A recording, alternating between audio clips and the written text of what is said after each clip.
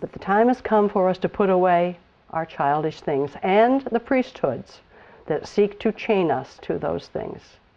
The time has come for us to really begin to understand what God is all about, and thus begin to totally understand what we are all about. The time has come for each of us to begin to take responsibility for ourselves and for the magnificence of which we are each a part, eternally. For there is no such thing as death, merely change of form, and we each have lived and will continue to live again and again.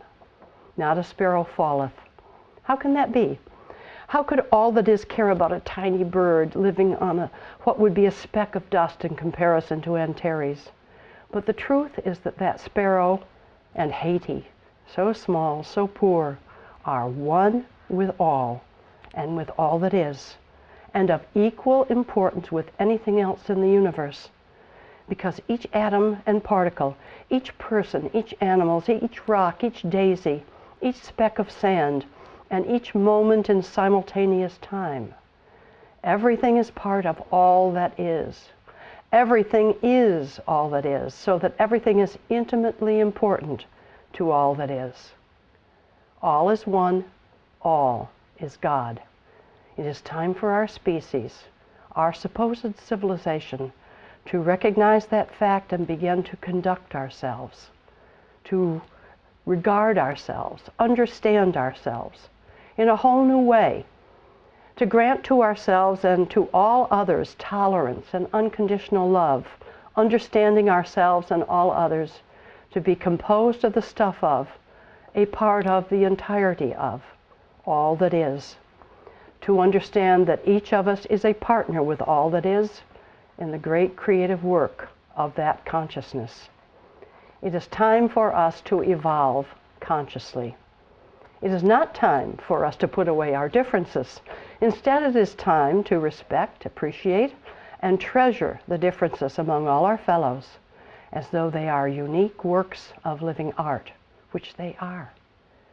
It is time for us to release the old ways, the ways in which we have conducted ourselves, the ways in which we have been taught and so obediently, blindly have thought for millennia, and allow ourselves to open to the truth of our oneness with all, and to the mind-blowing future that can be ours if only we will open ourselves to that future. Release, allow. In our terms here on earth, we're at the turn of a double millennium. It is at the turn of millenniums, and especially at the turn of double millenniums, in tune with the pulse of the universe, that vast changes come about in the human psyche and in our civilizations. And at the turn of a double millennium, at the end of a 6,000-year cycle, closing out one experiment in consciousness and heading into a new one, societal upheavals are monumental and civilization changing.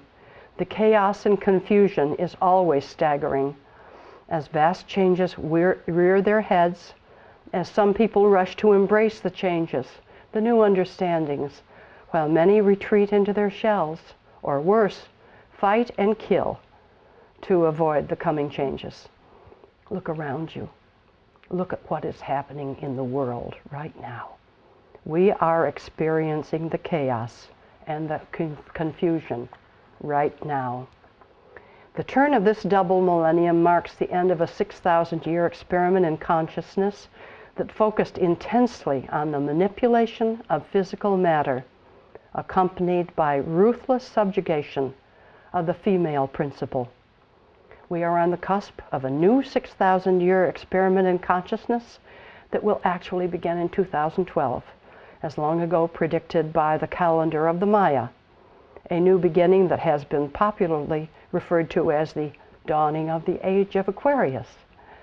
We are on the brink of developing the greatness of which we are capable as a species, of evolving consciously, of shedding our caterpillar skins and emerging as butterflies, or of blowing it, totally blowing it, continuing with our childish and in light of what we know now about our universe, downright turtle-like religious beliefs, which in the main throughout our recorded history have fostered mindless, repeating patterns of hatred, aggression, wars, greed, selfishness, hypocrisy, and rampant masculine fixations.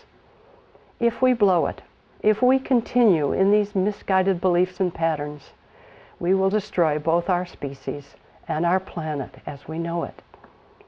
So how does Haiti fit into all this? There is no such thing as coincidence. Everything happens for a reason. There are lessons to be learned from each and every happening, from each moment of our lives. Yet we, as a species, have so far exhibited as our chief talent the ability to refuse to honestly examine our moments and learn from our pasts. The catastrophe, the incredible tragedy and human suffering that has come about in Haiti offers our species a blatant, in-our-face opportunity to truly, for the first time, examine ourselves, then redeem ourselves and go forward into a new understanding of our own selves, determined to change, to, as a species, take that giant leap forward in conscious evolution and into the age of Aquarius. Because Haiti demonstrates in living color and stereophonic tragedy the results of every sin of man, which have constituted the modus operandi of the 6,000-year experiment just ending. Haiti is an open textbook, a step-by-step demonstration of the horrors and devastation visited upon the greater part of humanity over the last 6,000 years by the downright evils of empires, and especially of the current empire, the American empire, and its brain and master, the international banking and corporate establishment.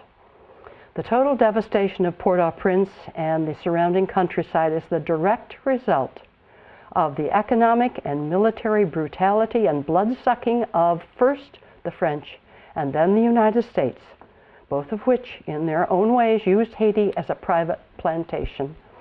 And these two countries are now rushing, or claiming to rush, to the sounds of trumpets and much self-congratulation to supply humanitarian aid to the devastated who are of their own making.